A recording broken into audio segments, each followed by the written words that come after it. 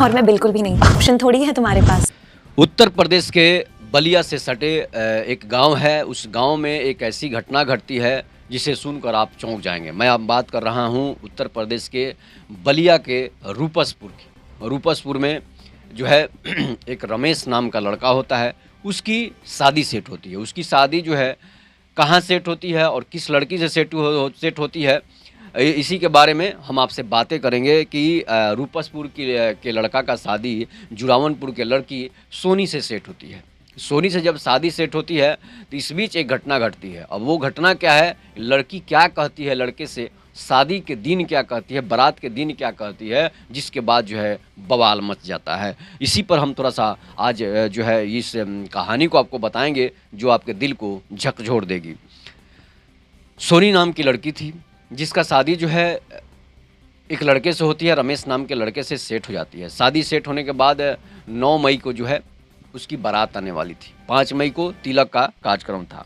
होता क्या है कि लड़की के पिता जो हैं, लड़की के पिता जो हैं कल्लू राम जो है सरकारी जॉब करते थे, नौकरी करते थे। इसलिए सोनी जो है वो दिल्ली यूनिवर्सिटी में पढ़ती थी और ये घटना उत्तर प्रदेश के बलिया की है। तो दिल्ली यूनिवर्सिटी में पढ़ती थी, काफ़ी पढ़ी लिखी हुई थी सोनी। और सोनी जो काफ़ी पढ़ी लिखी हुई थी तो उसकी शादी जो है एक अच्छे घर में पढ़े लिखे लड़के से हो रही थी। मतलब कि सोमेश राम के पुत्र जो है रमेश से उसकी शादी हो रही थी। तो सोमेश राम के पुत्र रमेश से उसकी शादी हो रही थी। रमेश भी अच्छा खासा सरकारी नौकरी में जॉब कर रहा था। उसके बाद क्या होता है कि अब सोनी और रमेश के बीच में तीसरा भी है। और तीसरा क्या करता है तो बड़ा विचित्र खबर है कि तीसरा जब है तो तीसरा पति पत्नी और वो के बीच अगर तीसरा आ जाता है तो ज़रूर है कि कोई ना कोई घटना अनहोनी घटती ही है। तो इसके बाद जो है कि अब जो है जुरावनपुर में तैयारी हो रही है कि भाई लड़की की बारात आने वाली है, लड़की का तिलक लेकर जाना है। काफ़ी सभी रिश्तेदार लोग आ गए हैं और 5 मई को जो है तिलक जाने वाला था। तो 5 मई को तिलक जाने वाला था। उसके बीच होता क्या है कि सभी जो है लड़की के सोनी के पिता जो है सभी सामान अपना खरीद कर घर लाए हुए थे। जब सामान घर खरीद कर लाए हुए थे तो अब होता क्या है कि उसमें जो है अब सारा सामान तिलक दहेज का जितना भी सामान होता है अच्छे खासे दहेज देने की बात कही गई थी, इसलिए कि लड़का सरकारी जॉब में था। और जब लड़का सरकारी जॉब में था तो भाई उसको अच्छे से व्यवस्था तो करनी ही पड़ेगी। तो कल्लू जो हैं जो राम जो थे अपना सामान खरीद कर 5 मई को जो है तिलक लेकर वहाँ पहुँचते हैं। कहाँ पहुँचते हैं, तिलक लेकर जो है वो रूपसपुर पहुँचते हैं। बलिया के ही पास है और दोनों गांव अगल बगल 10-12 किलोमीटर के अंदर था। और जो है इसलिए अब अपना तिलक लेकर वहाँ पहुँचते हैं। रूपसपुर तिलक पहुँचती है। जब तिलक रूपसपुर पहुँचती है तो होता क्या है कि तिलक उलक बड़ी अच्छे खासे से खातिरदारी की जाती है। तिलक चढ़ता है। तिलक चढ़ने के बाद जो है काफ़ी गीत मंगल गीत गाए जाते हैं। उसके बाद सुबह में तिलक वापस जो है चढ़ा कर लोग आ जाते हैं। उसके बाद होता क्या है कि अब 9 मई को बारात की तैयारी करनी है। तो जुरावनपुर में अब बारात की तैयारी करनी है। और जुरावनपुर में बारात की जब तैयारी करनी है तो जब तिलक जब चढ़ता है तो लड़के वाले जो हैं वो लड़की को एक मोबाइल भी गिफ्ट कर देते हैं।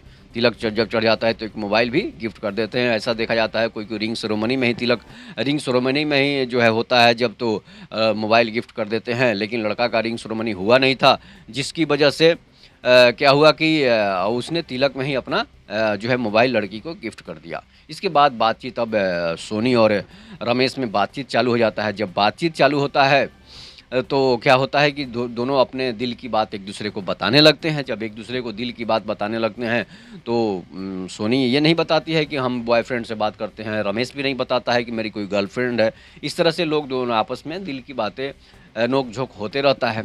उसके बाद क्या होता है कि अब 9 मई का समय आ जाता है। 9 मई को बारात आने वाली है। लड़की के पिता जो है कल्लू राम सारा व्यवस्था अपना घर पर कर रहे हैं। सारे रिश्तेदार आ चुके हैं। लड़की का एक छोटा भाई है, सोनी का छोटा भाई है, जो अपने पिता के कामों में हाथ बटाने में लगा और रह रहा है। इसलिए कि एक पुत्र और एक पुत्री थी। पुत्र छोटा था और पुत्री जो बड़ी थी ग्रेजुएशन करके जॉब कर रही थी। उसके बाद दिल्ली यूनिवर्सिटी में पढ़ रही थी। उसके बाद क्या होता है कि अब बारात जो है दरवाजे पर शाम होती है। 9 मई का समय आ जाता है और बारात जो है दरवाजे पर पहुंच जाती है। बारात दरवाजे पर पहुंचती है। बारात अच्छे से खातिरदारी की जाती है बारात की।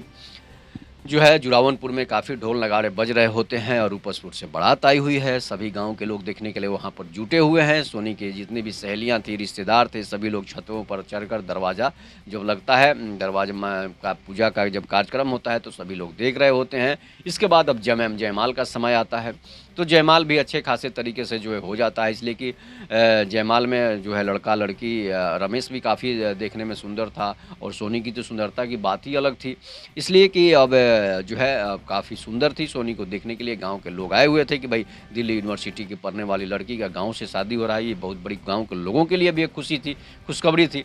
उसके बाद होता क्या है कि जयमाल भी दोनों का हो जाता है, अच्छे खासे से जयमाल भी रहता है, हंसी मजाक, और होता है कि जय रमेश के दोस्त जो है नंबर लगाते हैं, नारा लगाते हैं। उसके बाद क्या होता है कि सभी लोग अपने अपने जो है जन्माशय में चले जाते हैं। लड़का लड़की जो है अपने घर में चली जाती है और दूल्हा जो है वहाँ से जन्माशय में चला जाता है। उसके बाद होता है क्या है कि अब जो है उसके बाद गुरहती होती है, गुरहती का कार्यक्रम भी हो जाता है और कल्लू राम और उस लड़की के पिता सुमेश राम जो है आपस में गले मिलते हैं। जिस तरह से समधी मिलन होता है वो तो समधी मिलन करते हैं। इस समधी मिलन के बाद जयमाला ख़त्म हो जाती है, जयमाला के बाद समधी मिलन जो होता है वो भी ख़त्म हो जाती है। इसके बाद लोग जन्माशय में चले जाते हैं, दूल्हा भी जन्माशय में चला जाता है। जन्माशय में जाने के बाद क्या होता है कि अब जो है उसके बाद जो है अब गुरहती होती है। गुरहती होने के बाद जो है गुरहती में गहने गुड़िया जितने भी चढ़ाए जाते हैं। इस बीच जो है जयमाला का जब कार्यक्रम था उसी समय सोनी का बॉयफ्रेंड जो है प्रकाश आया हुआ था। सोनी का बॉयफ्रेंड जो है वो प्रकाश आया हुआ था, जो उसी के गांव का रहने वाला था। अब इसके बाद होता क्या है कि दोनों काफ़ी एक दूसरे की नज़र से देख रहे थे। ये बात किसी को पता नहीं था, सिर्फ सोनी की नज़र उस पर पड़ रही थी, प्रकाश पर।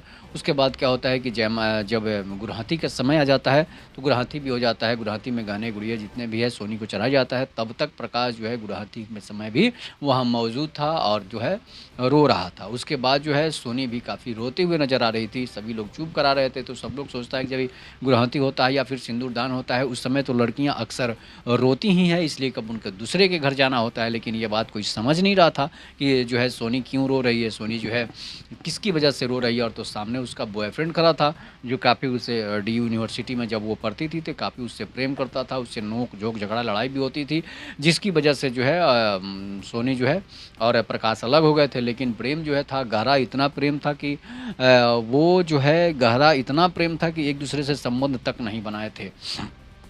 इसी बात का मलाल था सोनी और प्रकाश को कि हम लोग इतना प्यार करने के बाद जो है एक दिन संबंध तक नहीं बनाए थे, जो कि पवित्र प्रेम था। इसी को प्रेम और पवित्र कहा जाता है। यही प्रेम पवित्र होता है, न कि संबंध और हवस की पूर्ति हो जाने के बाद झगड़ा लड़ाई होना चालू हो जाता है। वो प्रेम नहीं है, वो सिर्फ और सिर्फ हवस है। दोनों तरफ से अगर हवस है तो वही चीज़ है। लेकिन इसका जो प्रकाश और सोनी का जो प्रेम था वो सच में प्रेम था, इसलिए कि वो टच भी प्रकाश कभी नहीं किया था सोनी को, और सोनी भी कभी इस तरह से सटने की कोशिश नहीं की थी, बैड टच की कोशिश नहीं की थी, जिसकी वजह से दोनों का प्रेम गहरा होता चला गया था। और बिछड़ने के बाद भी, झगड़ा होने के बाद भी जो है शादी होने के समय ये प्रेम जो इन लोगों का उफान मारने लगा कि आखिर हम लोग जो है इतनी दूरी कैसे बना गए। और जब दिल में गहरा प्रेम हो तो ज़रूर प्रेम खींच ही लाता है। तो अब इसके बाद क्या होता है कि धीरे धीरे सभी लोग जो है अब जयमाल के बाद जो गुरहती के बाद जो होता है उसके बाद जो है अब सिंदूरदान का समय आ जाता है। सिंदूरदान का समय जब आता है तो दूल्हे को बुलाया जाता है और सिंदूरदान का कार्यक्रम होना शुरू होता है। इस बीच प्रकाश भी वहाँ खड़ा था जब लड़की को सिंदूरदान के लिए बुलाया जाता है। और इस बीच जो है लड़की से, सोनी से जो है प्रकाश मिल भी नहीं पा रहा था, इसलिए घर की सहेलियाँ, सभी रिश्तेदार, उसके मामा, दीदी, फूफा के लड़के जो थे वहीं पर लड़कियाँ और लड़के जो है वहीं पर थे, जिसकी वजह से प्रकाश उसे मिल भी नहीं पा रहा था। लेकिन सोनी की नज़र प्रकाश पर थी कि प्रकाश यहाँ पर आया हुआ है और वहीं बैठा हुआ है, कहीं खड़ा है, कहीं रोते दिख रहा है। इसके बाद क्या होता है कि वो मिलने की एक बार कोशिश भी करती है लेकिन मिल नहीं पाती है, इसलिए कि यहाँ पर अब बदनामी हो जाएगी। अब इसके बीच क्या होता है कि अब होता क्या है कि जब सिंदूरदान का समय आ जाता है तो सिंदूरदान के लड़के को बुलाया जाता है और सिंदूर दान के लड़का आकर बैठता है, जो है रमेश जो है वहाँ पर आकर बैठता है। और बैठने के बाद क्या होता है कि सोनी को भी लाकर बैठाया जाता है। पंडित जी जो है वो सिंदूरदान का रस्म पूरा करना शुरू करते हैं। जब सिंदूर का समय आता है तो रमेश के हाथ में सिंदूर की पोटली दी जाती है। पोटली जब दी जाती है तो उसके बाद रमेश जो है सिंदूर जैसे ही डालने के लिए सोनी पर, उसके मांग पर सिंदूर डालने के लिए हाथ बढ़ाता है तो सिंदूर सिंदूरदान के समय सोनी जो उसके हाथ को रोक देती है। अब जब रोकती है तो पूरा मारो में जो है पूरा शादी के मंडप में जो है हंगामा खड़ा हो जाता है, और हंगामा जब खड़ा हो जाता है तो समझिए कि अब तो सभी लोग एक दूसरे को आश्चर्यचकित रूप से देखने लगते हैं कि आखिर भाई क्या बात होगी कि इस तरह के सोनी जो है सिंदूरदान नहीं करने दे रही है। अब बोलती है कि हमें एक आदमी से मिलना है जिसकी वजह से हम यहाँ तक पहुँचे हैं, हम यहाँ हमारी शादी हो रही है और तुम्हारी शादी हो रही है, इसकी सबसे बड़ी वजह प्रकाश है, वो बताती है। लेकिन अब क्या होता है कि फिर भी ज़बरदस्ती लोग वहाँ पर, अब तो शादी का प्रतिष्ठा का सवाल है, जो है संस्कार का सवाल है, प्रतिष्ठा इज्जत का सवाल है, तो इसलिए सोनी के सिंदूर मांग में भर दिया जाता है। अब रमेश जो है मांग में सिंदूर भर देता है समझाने के बाद। उसके बाद जो है धीरे धीरे अब कार्यक्रम सारा चालू होता है। सोनी काफ़ी रोती है, प्रकाश भी सामने, अब तो सामने बैठकर रो रहा है, तो घर के लोग समझ रहे हैं कि कोई भाई रिश्तेदार होगा भाई जो रो रहा है। उसके बाद क्या होता है कि धीरे धीरे सुबह होती है, और सुबह जब विदा होती है तो सोनी और रमेश से जो है एक दूसरे से सभी लोगों से मिलकर जो है अब विदाई का रस्म शुरू हो जाता है। विदाई के रस्म के समय भी गाड़ी के आगे जो है प्रकाश जो है वहाँ खड़ा हो जाता है, और वो सिर्फ और सिर्फ रोते जा रहा है, वो उससे बात नहीं कर पा रहा है सोनी से। उसके बाद क्या होता है कि अब विदाई करके दुल्हन जो है अपने ससुराल चली जाती है, दुल्हन जो है अपने ससुराल चली जाती है, तो रूपसपुर ससुराल चली जाती है। अब क्या होता है कि सुबह शाम को जो है सुहाग रात का समय आ जाता है। तो सुहाग रात का जब समय आता है तो रमेश आखिरी इच्छा पूछता है। रमेश जो है बताता है कि बताओ, हम तुमसे इतना प्रेम करते हैं, तुम्हें शादी करके लाए हैं, तुम अपनी आखिरी इच्छा पूरी पूछो, जो मांगना है हमसे तुम मांग सकती हो। मतलब जो मायके का इच्छा था उसके तुम हमसे पूछ सकती हो। फिर अब तुम्हें हमें सुहागरात के समय जो है अब तुम हमसे जो चीज़ मांगना हो, दिल भी मांगेगी तो दिल भी निकाल कर दे देंगे, चाहे आसमान से तारे तोड़ कर लाना हो तो तारे भी तोड़ कर ला कर दे सकते हैं। इसलिए कि अब रमेश तो जॉब करता था, तो सोनी बोलती है कि अगर हमारी एक इच्छा पूरी करोगे तो मैं तुम्हें बताऊंगी, नहीं तो मैं ज़िंदगी भर वो बातें नहीं बताऊंगी। तो रमेश पूछता है क्या बात है बताओ। अब सुहागरात का समय है, सेज पर सेज लगा हुआ, वहाँ पर सोनी बैठी हुई है अपने जो सुहागरात के कपड़े होते हैं। उसके बाद वो बोलती है कि हमें सिर्फ़ और सिर्फ अपने बॉयफ्रेंड प्रकाश के साथ जो है एक रात बिताना चाहते हैं, उसके बाद ही तुम्हारे साथ सुहागरात मनाएंगे, नहीं तो नहीं मनाएंगे। अब इस तरह की बातें सुनकर रमेश के चेहरे जो है, जो चेहरे खिले हुए थे, चेहरे पर जो है अब हवाइयाँ उड़ने लगती है उसके चेहरे की कि भाई ये क्या बात बोल दी। अब तो वह बड़ा मामला गड़बड़ होने लग रहा है। इसके बाद अब क्या करता है, रमेश जो है सर पे हाथ रख कर बैठ जाता है। सोनी ज़ोर ज़ोर से रोने लगती है कि हम प्रकाश के बिना जी नहीं सकते हैं, जिसकी भी मजबूरी हो, जिस तरह से हमें मजबूरी ने हमें तुमसे शादी करा दिया, इस तरह की बातें वो कहने लगती है। लेकिन वो ये बात एक बात बताती है कि आज तक प्रकाश ने हमें टच तक नहीं किया है, जिसकी वजह से आज मुझे उसके साथ सोने का मन कर रहा है, आज जो उसके साथ जो एक रात बिताने का मन कर रहा है, इसलिए कि वो हमें अब कभी भी टच नहीं किया है। नहीं तो अगर टच किया होता, हमारे साथ संबंध बनाए होते, हमारे साथ अगर कोई गलत काम किया होता, तो आज हमें उसकी बात करने की ज़रूरत नहीं पड़ती, इसलिए कि हमारी इच्छा पूरी हो गई होती। अब बेचारा रमेश जो है अब तो वहाँ मुँह में पड़ जाता है, अब करे तो क्या करे। फिर क्या होता है कि सुबह होता है, बात करते करते ये लोग रात को ख़त्म कर दिए और सुहाग रात मना नहीं उसका। इसके बाद रमेश सुबह गाड़ी है स्टार्ट करता है, सुबह गाड़ी में बैठाता है सोनी को और बताता है घर परिवार से कि डॉक्टर से सलाह लेकर हम यहाँ पर आ रहे हैं, इसको कुछ बीमारी है। उसके बाद वो सीधे प्रकाश के घर लेकर उसे पहुँचता है, जहाँ पर प्रकाश अकेले रूम में कमरे में बैठकर रो रहा होता है। उसके बाद क्या होता है कि प्रकाश के घर जब दरवाज़ा खोला जाता है तो प्रकाश उठकर दरवाज़ा खोलता है तो देखता है कि भाई सोनी और रमेश हमारे घर पर दरवाजे पर खड़े हैं।